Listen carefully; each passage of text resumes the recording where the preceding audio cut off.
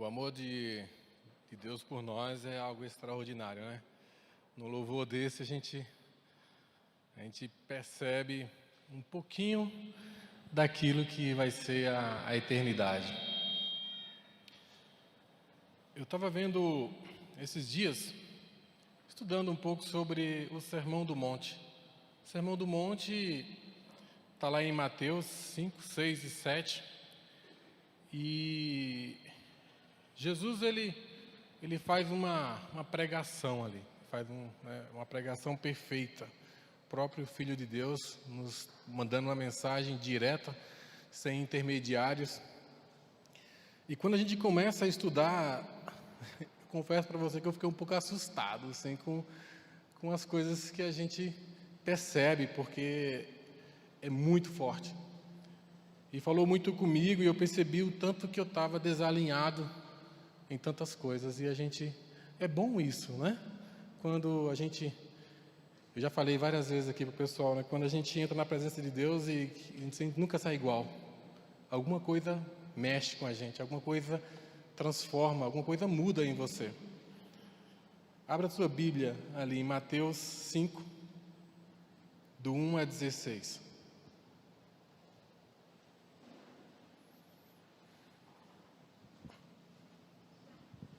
Mateus 5, do 1 ao verso 16.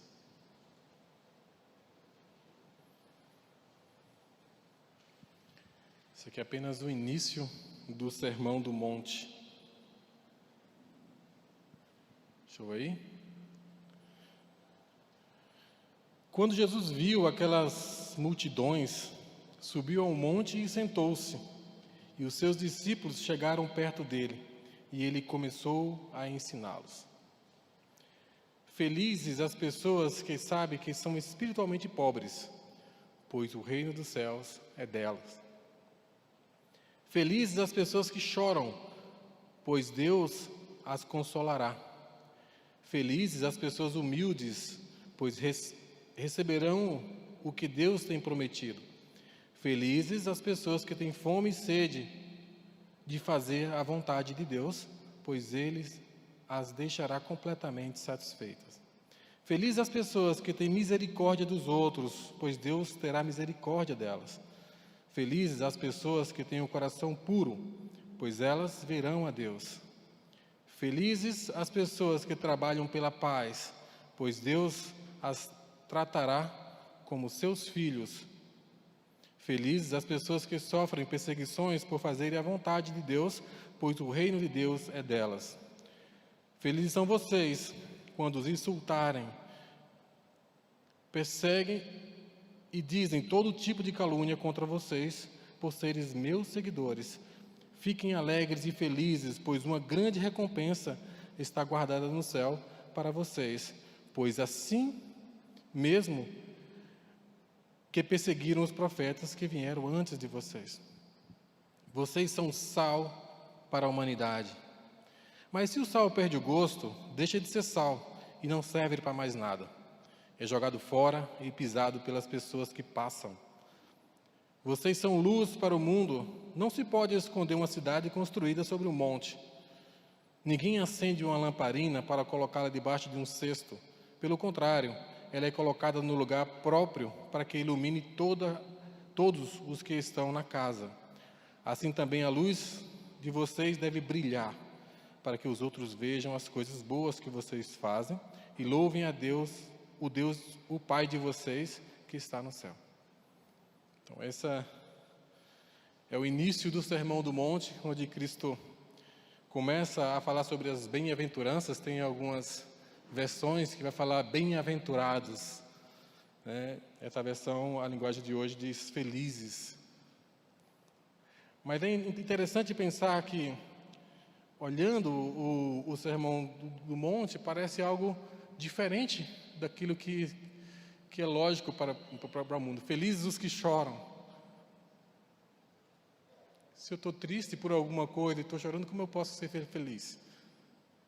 Como eu estou chorando, né? Então, começa a ter felizes aqueles que são perseguidos, felizes aqueles que são pobres de espíritos, Felizes são os mansos, os humildes, os misericordiosos, os puros de coração. Aí você fica pensando, mas como que isso faz sentido, né? Depois ele vem falando sobre sal e luz, como devemos ser. Esse Sermão do Monte, Jesus, quando ele sobe ao monte, alguns teólogos falam que ele está fazendo referência a Moisés. Moisés subiu ao monte e recebeu as tábuas da lei, que era a lei de Deus. Jesus sobe ao monte e ele vai trazer o seu estatuto, a sua lei. Mas na frente, depois ele vai falar, eu não vim para abolir a lei, eu vim para cumprir a lei. Então, na verdade, o Sermão do Monte, a lei que Cristo traz aqui, é um complemento daquilo que já tinha. Ele vem para endurecer ainda mais a lei.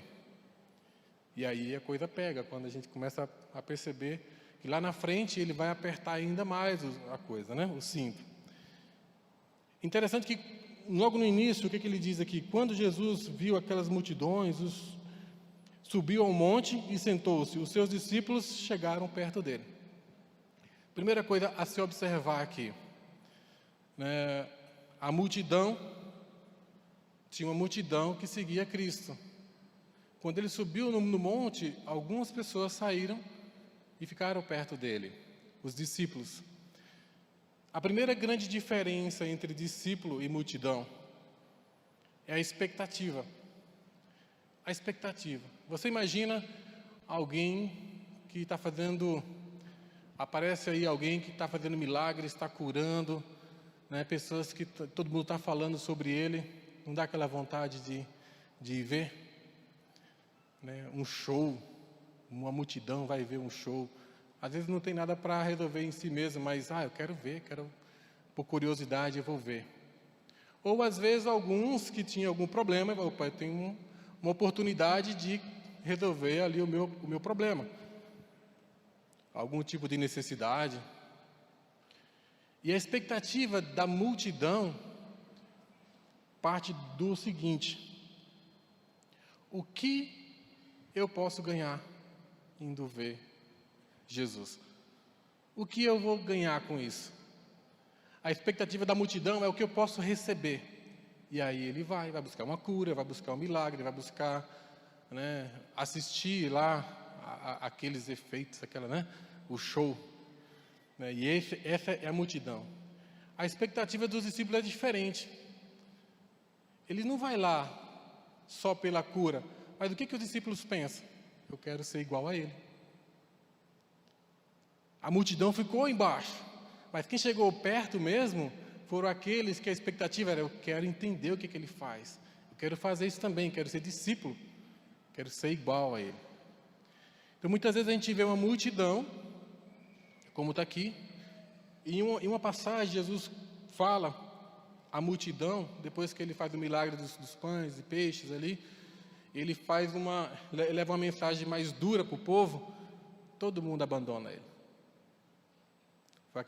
É uma frase famosa, né? Que Jesus olha para Pedro e diz assim: vocês não vão junto com eles? Aí Pedro diz: para onde iremos, Senhor? Só tu tens as palavras de vida eterna.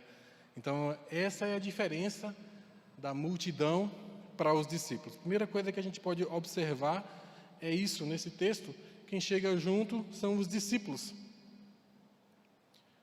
E aí ele começa a ensinar aos discípulos. A multidão está ouvindo, mas ele está falando aos discípulos. E aí ele vai dizer algo interessante sobre essas 8 características que tem aqui no Sermão do Monte, que são as 8 bem-aventuranças. Ele vai falar sobre os filhos de Deus. Ele diz: vocês são. E algo interessante é que na nossa mentalidade, nós precisamos fazer algo para ser alguém, ou para conquistar algo. Quem já ouviu a frase: você precisa estudar para ser alguém na vida, você precisa trabalhar para ser alguém na vida, você precisa fazer para ser alguém na vida, você precisa fazer para ser. E aqui Jesus já chega dizendo: vocês são. Vocês são, aí ele já vai colocar essas 8 características que são as características dos filhos de Deus. E por que isso aqui acontece? Interessante que no Jardim do Éden, Jesus criou Adão e Eva, eram perfeitos, não faltava nada para eles. A serpente chega para Eva e diz o quê? Se você comer do fruto, você será igual a Deus. Você não é nada, mas se você comer, já pensou? Você vai ser igual a Deus. Coloca na nossa cabeça que nós não somos nada. Nós precisamos fazer algo para ser alguém. Essa é uma das mentiras que nós muitas vezes acreditamos. Deus já nos fez, na nossa essência, perfeitos. Da forma como nós precisamos ser, Deus já nos fez. Não nos falta nada. O que distorce a nossa vida é o pecado. Nós, por causa do pecado, nós distorcemos, né, aquilo que Deus fez em nós. Mas em nossa essência, nós já partimos do conceito, que isso aqui é algo interessante, nós partimos do conceito, porque senão nós vamos sair daqui pensando, eu preciso ser mais misericordioso, eu preciso ser mais manso, eu preciso ser mais, eu tenho que me esforçar para ser. Não, é diferente, você é misericordioso, você é pobre de espírito, você é aquele que chora, você é aquele humilde, mas o pecado muitas vezes distorce quem nós somos e fica parecendo que nós devemos nos esforçar tanto para ser alguém, para ser aceito por Deus. Nós temos que nos esforçar. E quando a nossa mentalidade é invertida, é impossível, simplesmente impossível de cumprir a lei. Impossível. Quem já assistiu aquele filme Mowgli, o Menino Lobo, ou Tarzan, um desses filmes aí? O menino, ele fica na floresta, aí os lobos encontram aquele menino lá e cria aquele menino. Aquele menino cresce, e aí ele cresce acreditando que ele é um lobo. Ele uiva igual um lobo, ele anda assim, né? Igual um lobo, ele vive no meio da matilha, faz tudo que o lobo faz. De repente, ele é encontrado pelas pessoas e vai para a cidade. E aí, ele tem que se transformar em um ser humano? Em gente? Não, ele sempre foi. Mas os lobos mentiram para ele. Os lobos fizeram ele acreditar que ele era um lobo. Mas ele precisou se transformar? Não, ele sempre foi. Ele teve que reaprender a viver, né? Como um ser humano, no meio do povo. Da mesma maneira, nós somos assim, mas mentiram para a gente, que nós deveríamos fazer alguma coisa para ser alguém. E quando nós olhamos as pessoas, quando elas, achando que elas faltam fazer alguma coisa para ser alguém, nós julgamos elas. Nós condenamos elas. Você tem que fazer, senão você não é. Isso tem a ver com a nossa identidade. Então, partindo desse conceito, a gente pode perceber que Deus nos fez em nossa essência como nós deveríamos ser. E aí nós vemos nas bem-aventuranças, né? Nós em Cristo nós somos nova criatura. Partindo desse conceito, nós vamos ver as bem-aventuranças agora. Felizes os pobres de espírito. Interessante que as bem-aventuranças, só voltando um pouco, eu dividi ela em 4 categorias aqui. E dá para a gente imaginar essas 8 características aqui, se a gente dividir em 4 partes, os 3 primeiros, nós vamos perceber neles, deixa eu passar aqui, que ele traz uma relação nossa com Deus. Deus já fala, Cristo já diz assim, felizes os pobres de espírito, porque deles é o reino dos céus. Para que nós sejamos pobres de espírito, nós temos que confrontar o nosso orgulho. Pobre aqui não quer dizer pobre de dinheiro. Tem pessoas que são pobres e são orgulhosas, pobres financeiramente são orgulhosas. E tem pessoas que são ricas financeiramente que não são orgulhosas. A gente está falando aqui pobres de espírito. E a gente precisa confrontar-se com o nosso orgulho. E nesse momento, quando nós tiramos o orgulho de nós entendemos que nada que nós temos de bom é de nós mesmos, vem de Deus. Se você tem um talento, né, se você tem a tua vida, aquilo que você tem, tudo vem de Deus. Tudo de bom que você tem, vem de Deus. E esse é o pobre de espírito, entende que tudo vem do Senhor. E logo na sequência, quando nós entendemos, abrimos olhos para ser pobre de espírito, aí vem os que choram. Esse pode ser um choro de arrependimento. Quando se tira o orgulho de nós percebemos quem nós realmente somos, e aí nós, em nossa conversão, pensa na sua conversão, como foi. Você não teve que enfrentar o seu orgulho? Você não teve que chorar de arrependimento por coisas que você fez de errado? Você percebeu que estava no caminho errado? Pode ser um choro de empatia por aqueles que estão perdidos. Seus olhos se abrem. Felizes os humildes ou mansos, que terá a terra por herança. Deus está prometendo aqui. Cada bem-aventurança dessa tem uma promessa, né? Tem uma recompensa. E esses humildes, esses mansos, eles são submissos a Deus. Isso tem a ver com rebeldia também. Muitas vezes nós não nos submetemos a Deus como deveria. E nós precisamos fazer isso. Veja bem, quando nós confrontamos o nosso orgulho, abrimos os nossos olhos para aquilo que nós fazemos de errado, nos arrependemos e somos submissos ao senhorio de Cristo, nós estamos nos convertendo. Essa é uma conversão. Né? Se não há choro de arrependimento, não há conversão. Para haver conversão, nós precisamos desses 3 passos. E aí vem o 4º passo, que é a cura, o perdão. Aqueles que têm fome e sede de justiça. Na outra versão diz que faz a vontade de Deus. E o que é essa fome e sede de justiça? Pela justiça nós somos condenados. O pecado nos leva à morte. Todos nós pecamos e fomos destituídos da glória de Deus. Mas por Cristo Jesus nós somos salvos pela fé. E aqui nós temos a 4ª bem-aventurança, né, que nos leva a entender que pela justiça de Deus nós podemos ser salvos. Bem-aventurados os misericordiosos, porque receberão misericórdia de Deus.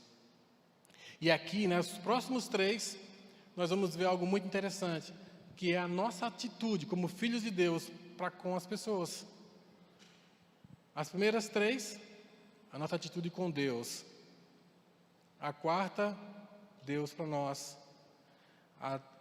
Os próximos 3, que é ser misericordiosos, puros de coração e pacificadores, é como nós devemos agir com as pessoas. A misericórdia tem a ver com o perdão. Você tem agido com misericórdia? Você tem perdoado? Lembra da oração do Pai Nosso? Perdoa as nossas ofensas como nós perdoamos aqueles que nos ofenderam. Aí Jesus fala, porque se você não perdoar aqueles que te ofendem, Deus também não perdoará os seus pecados. E é assim que nós devemos tratar o outro. Puros de coração, bem-aventurados puros de coração, porque verão a Deus. Aqui tem a ver com a intenção, com o nosso coração. Os puros de coração, eles são intencionalmente bons. Eu não faço as coisas porque eu quero o mérito para mim. Eu não faço as coisas porque eu vejo vantagem. Eu não ajudo alguém porque eu quero algo em troca. Não é igual uma campanha política, que eu vou dar uma cesta básica, mas você tem que votar em mim, né? Eu vou te levar para o hospital, mas tua família toda tem que votar em mim. Não é esse. Isso é o sistema do mundo. É assim que funciona. Não só na política, no comércio funciona assim, em alguns setores, né? Não sei se todos, mas é assim que o mundo funciona. Tudo tem que ter uma troca. Mas os puros de coração, não. O coração dele é puro, é intencionalmente bom. A pessoa precisa ser intencionalmente boa. E são chamados os filhos de Deus. Esses são os filhos de Deus. E essa é a busca pela santidade. E quando você dá esses passos, todos esses passos, você chega no oitavo. E o oitavo são os perseguidos. São os reprovados pelo mundo. A busca pela santidade vai levar à perseguição, muitas vezes, e à reprovação daqueles que não entendem.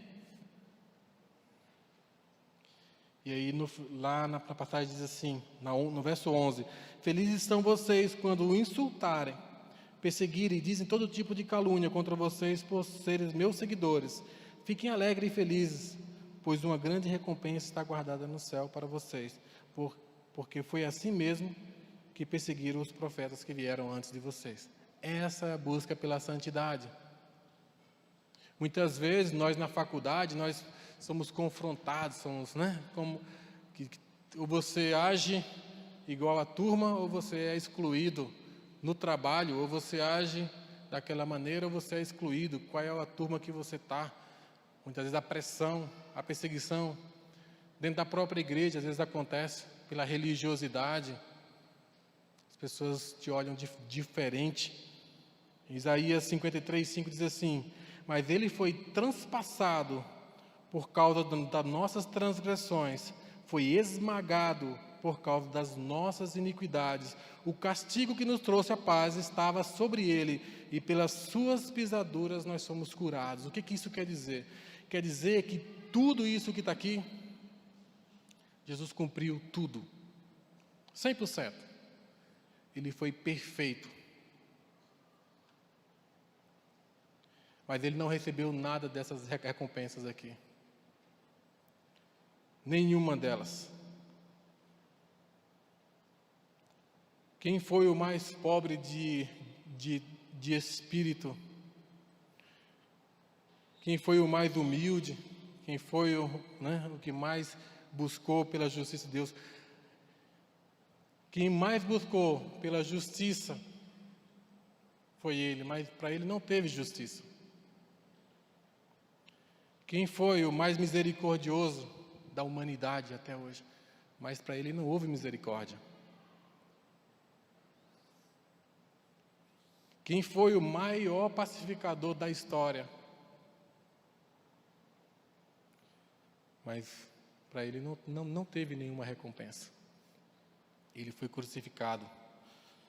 Ele foi esmagado, como diz em Isaías, por nossas transgressões. Ele fez tudo isso para que nós pudéssemos receber essa recompensa. Quem são os filhos de Deus? Os filhos de Deus são esses. Nós não precisamos fazer nada para ser nada. Em nossa essência, todos nós somos filhos de Deus. O pecado nos distorce. E em Cristo, nós somos tudo isso aqui. E continua, no verso 13 a 16. Diz assim: Vocês são o sal para a humanidade, mas se o sal perde o gosto, deixa de ser sal, e não serve para mais nada. É jogado fora e pisado pelas pessoas que passam. Vocês são luz para o mundo, não se pode esconder uma cidade construída sobre um monte. Ninguém acende uma lamparina para colocá-la debaixo de um cesto. Pelo contrário, ele é colocado em um lugar próprio para que ilumine todos que estão na casa. Assim também, a luz de vocês deve brilhar, para que os outros vejam as coisas boas que vocês fazem e louvem o Pai de vocês que está no céu. Existe aqui 2 tipos de sal, você percebeu? E 2 tipos de luz. O sal que tem sabor e o sal que não tem sabor. Jesus aqui, ele compara os religiosos, e uma coisa interessante, tem um livro do Tim Keller, que ele já começa falando sobre sal e luz, e aí ele faz um confronto muito interessante que ele diz o seguinte: Jesus anunciava a mensagem do Evangelho, veja, para uma prostituta, ela se arrependia. Aí ele ia para os fariseus, que eram os mestres da lei, e o que ele faria? Queria matar ele. Era o religioso. Jesus ia lá para o publicano, que era um gangster da época lá, falava do Evangelho e ele se convertia. Ia lá para o escriba, queria matar ele. Os religiosos da época perseguiram a Cristo, aqueles que mais conheciam da Bíblia na época, os religiosos queriam matar ele, perseguiram ele, e os pecadores se convertiam com a mensagem do Evangelho. E aqui existe dois tipos de sal, e o sal é interessante que você olha para o sal, o que tem sabor e o que não tem sabor, eles são iguais. A olho nu você não consegue saber. São exatamente idênticos. E o sal na época ele tinha era usado de duas formas, né? Um para dar sabor ao alimento e outro para preservar os alimentos. Eles matavam o animal ali, salgavam o animal e aquela carne era preservada. Interessante isso, porque o sal que ele não faz isso, ele não serve para nada. Ele tem a aparência de sal, mas ele não serve para nada. E a religiosidade é isso, o confronto aqui é entre os filhos de Deus e os religiosos. Dois sal. Interessante que os filhos de Deus, esse sal que dá sabor, quando você pega uma carne, uma picanha, pega a picanha ali, assa uma picanha, põe um sal, você come ela e diz assim: ah, que sal gostoso, meu Deus, que sal bom. Não, que picanha boa, que carne boa, né? O sal, ele cumpre o seu papel quando realça o sabor da carne. Os filhos de Deus é assim. Onde eles não estão ali para eles serem os exaltados, mas ele realça as pessoas que estão à sua volta. As pessoas que estão com ele crescem. As pessoas que estão à sua volta, essas pessoas crescem. Elas se realçam, elas saem melhores do que eram antes. E o sal que dá sabor, ele não está ali para ganhar o mérito para si. Mas aquele sal sem sabor. É aquele que é sal, mas onde está, nada muda, nada se transforma. Muitas vezes é até palavras de condenação. Se você não mudar, você vai para o inferno. Se você não fizer isso, você é condenado. Ah, você é crente? Ah, tá, então vem cá que eu vou te ajudar. Ah, é crente não? Estou longe. Eu não me misturo porque eu não posso ser influenciado. Interessante que Jesus viveu numa época que tinha lepra. A lepra era um negócio terrível, né? As pessoas tinham que ficar longe, gritando, leproso, leproso, para ninguém encostar perto. Porque se chegasse perto, a lepra contaminava a pessoa. Interessante que Jesus tocava na pessoa e o que acontecia? A pureza dele purificava a pessoa. E muitas vezes nós agimos assim. Nós queremos ficar longe dos pecadores. Queremos ficar longe das pessoas que fazem errado, porque eu não posso me contaminar. Mas os filhos de Deus são aquele que é onde está a transformação. Algo muito impactante que aconteceu aqui com a gente foi a viagem da Chay. Ela disse que amava aquele povo. Eu fiquei impressionado. É esse tipo de sal que vai no meio daquele povo e não se contamina, mas ela purifica as pessoas. Sabe, os filhos de Deus são esses são os filhos de Deus. Muitas vezes os religiosos, eles são aqueles, que têm medo da ação, medo de agir, medo de fazer. Estão no conformismo do conhecimento. Ah, eu sei tudo sobre a Bíblia. Nunca levei ninguém à conversão, mas eu sei tudo sobre a Bíblia, de cabo a rabo. Faço, Se você me perguntar qualquer versículo, eu sei tudo de cor. Não ajuda as pessoas não, porque eu preciso me preservar. Mas eu sei, em casa eu oro, né? Eu tenho o meu canto secreto com Deus lá. Então, muitas vezes, e aqui, quando Jesus fala que você precisa ser luz, o que ele diz? Cadê? Deixa eu achar aqui de novo. Assim também a luz de vocês deve brilhar para que os outros vejam as coisas boas que vocês fazem e louvem o Pai de vocês que está no céu. É assim que os filhos de Deus precisam agir. Os filhos de Deus são atraentes, as pessoas querem estar junto, querem estar perto, porque há paz ali, não há condenação. Os filhos de Deus são atraídos para o mundo também, porque há misericórdia no coração deles, eles querem ver outros se transformando, eles querem ver outros sendo alcançados. No nosso batismo ali, nós tivemos um testemunho incrível, de pessoas que estavam com sede e fome da justiça de Deus. Eu quero trabalhar, eu quero que outras pessoas conheçam isso também. Meu amigo acha que eu vou perder a amizade dele. Não, eu quero que ele venha para cá, sentir o que eu estou sentindo. Sabe, eu descobri algo muito bom, eu descobri algo que muito valor. Então eu quero que as pessoas sintam isso também. Eu não quero isso só para mim. Eu não quero pegar uma vela e colocar embaixo de um cesto e dizer eu estou salvo. É meu, é a minha vela. Não, a vela tem que iluminar, tem que botar em um lugar onde todos da casa sejam iluminados. Os filhos de Deus não fazem acepção de pessoas. Assim, a luz de vocês diante dos homens deve brilhar, para que as boas obras glorifiquem a Deus. Lembra do sal? Ser sal é isso.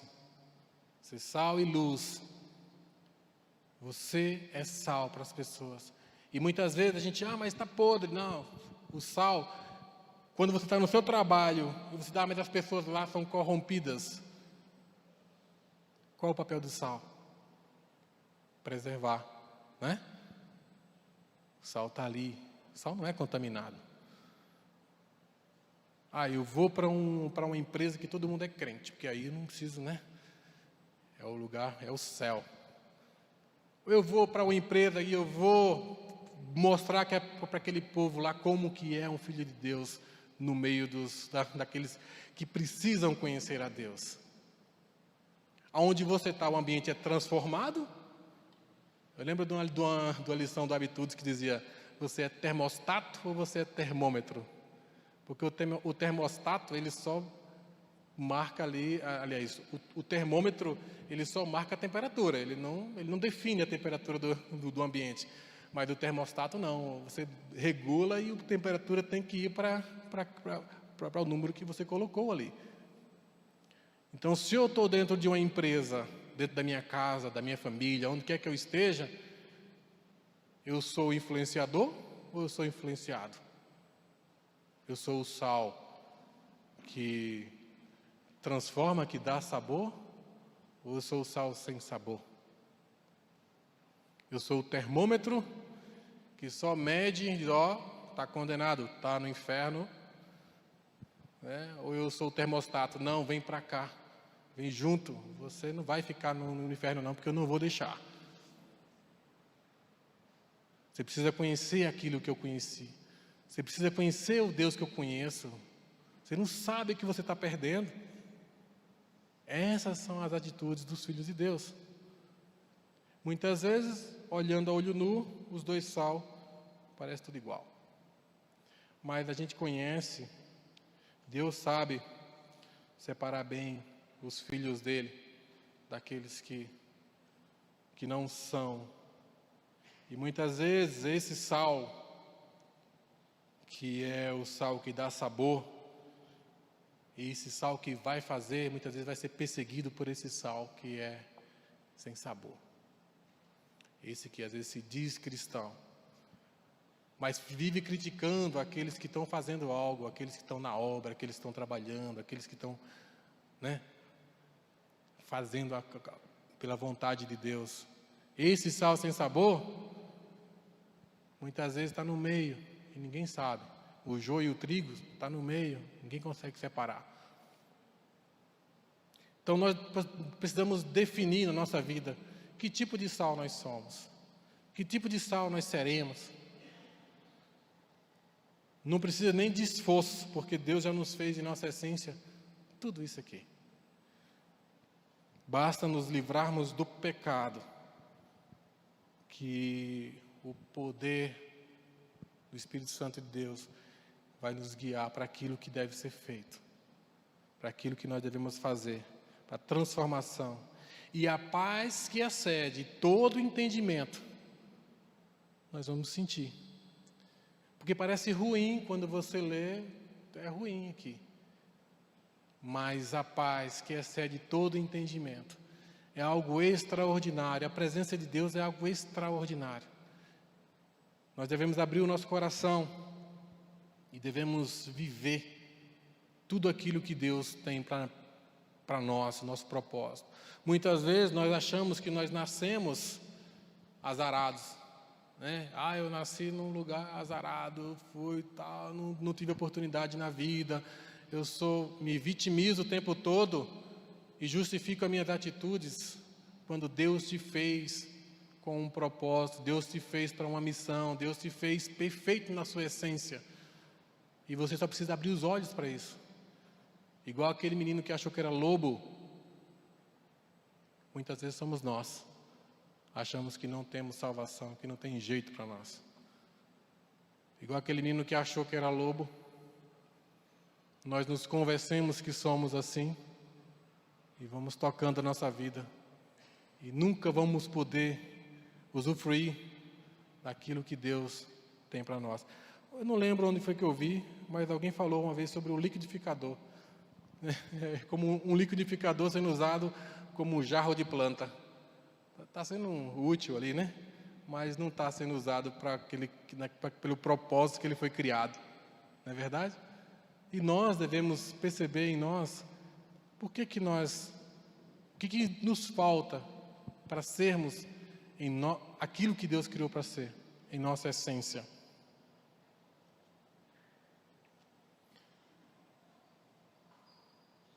Interessante que para frente aqui a gente vai ver o Sermão do Monte apertando ainda mais.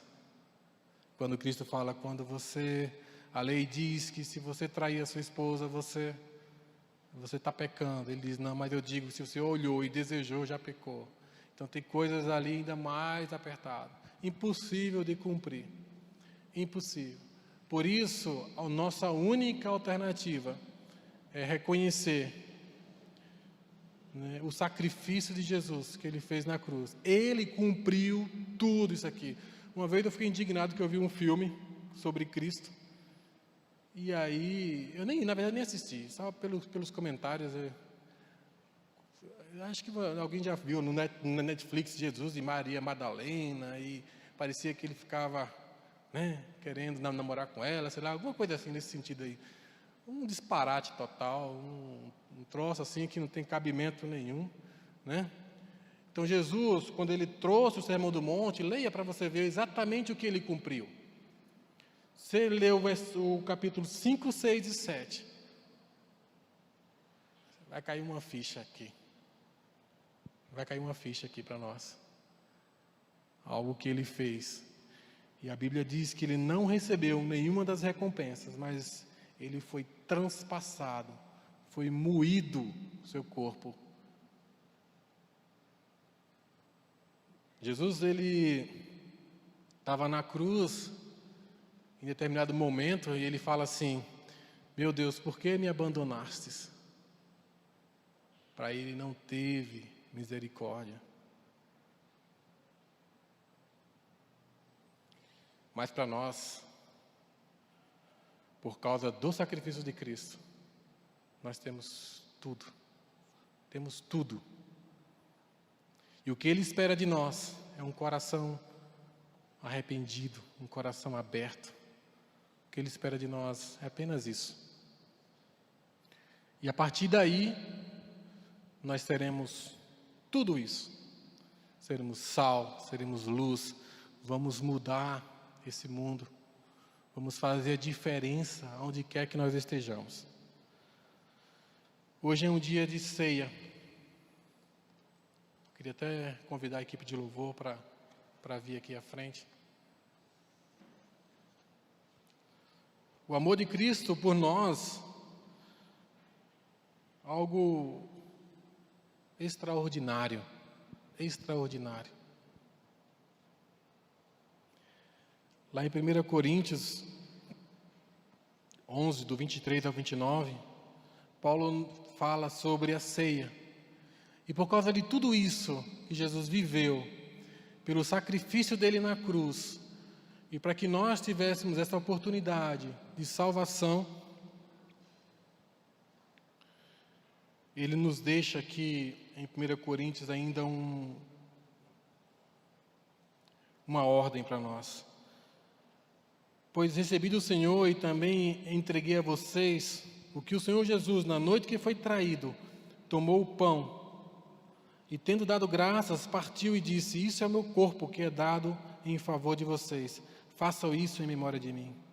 Da mesma forma, depois da ceia, ele tomou o cálice e disse: esse é o cálice da nova aliança, no seu sangue, do meu sangue. Faça isso sempre que eu beberem em memória de mim. Porque é a nova aliança. Deixa eu ler de novo aqui que eu me perdi. Da mesma forma, depois da ceia, ele tomou o cálice e disse: esse cálice é a nova aliança do meu sangue. Faça isso sempre que eu beberem em memória de mim. Porque sempre que comerem desse pão e beberem desse cálice, vocês anunciam a morte do Senhor até que ele venha. Portanto, todo aquele que comer do pão e beber do cálice do Senhor indignamente será culpado de pecar contra o corpo e o sangue de Jesus. Nós vamos ter agora o nosso momento da ceia, e é um momento muito importante, muito importante. É um momento onde a gente reconhece tudo aquilo que Jesus fez por nós, como diz lá em Isaías 53, que ele foi esmagado por nossas transgressões, foi moído, foi castigado, foi abandonado, sofreu tudo por nós. E ele nos dá uma ordem, que até que ele volte, para nós fazer a ceia do Senhor. É um momento de honra. E se você entendeu o que é o pão e o vinho, na época, algo interessante da época é que a aliança de sangue era algo que era a maior, o maior tipo, a maior aliança que uma pessoa poderia fazer na época era uma aliança de sangue, né? É muito forte essa aliança de sangue.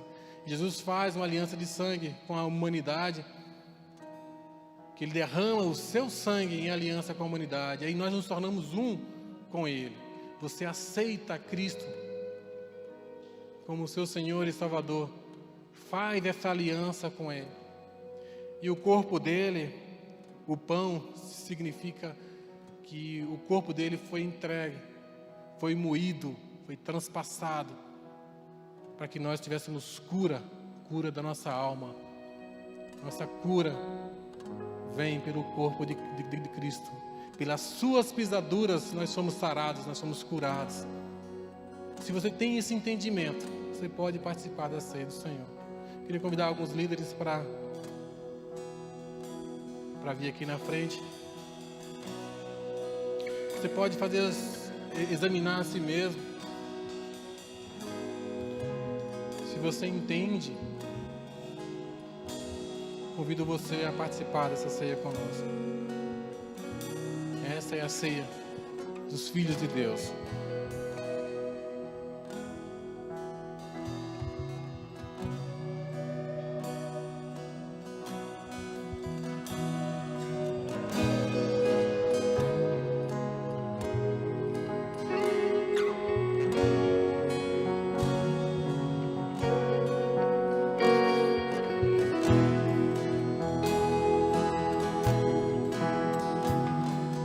Ele tem ciúme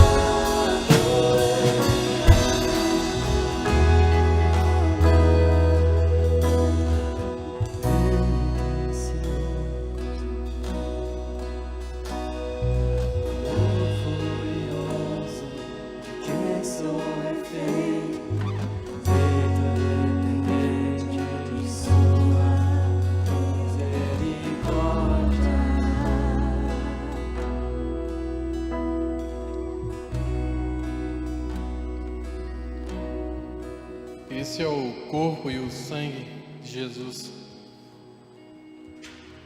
Nós, como filhos de Deus, nós temos acreditado na mentira, que nós não somos nada. Nós ainda temos vivido o primeiro amor, aquele amor da conversão. Temos experimentado a fome e a sede da justiça de Deus. Temos sido puros de coração. Temos agido para a unidade da igreja, do corpo de Cristo.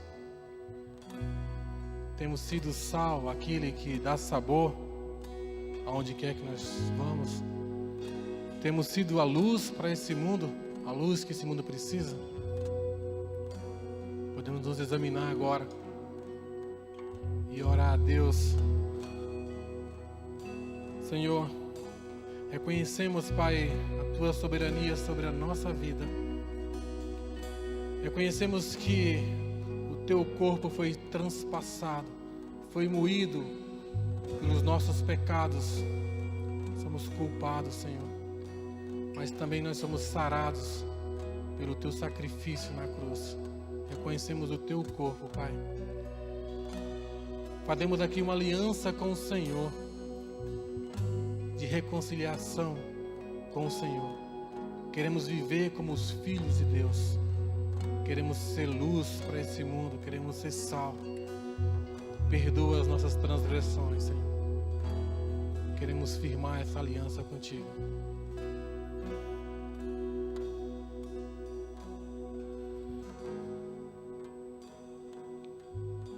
Senhor Jesus, na noite que foi traído, tomou o pão, deu graças a Deus e o deu aos seus discípulos, dizendo: fazei isso em memória de mim. Coma do pão.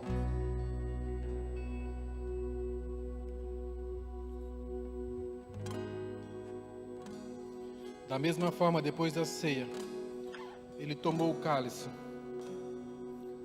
e disse: esse cálice é a nova aliança do meu sangue. Façam isso em memória de mim. E nós vamos fazer isso até que ele volte.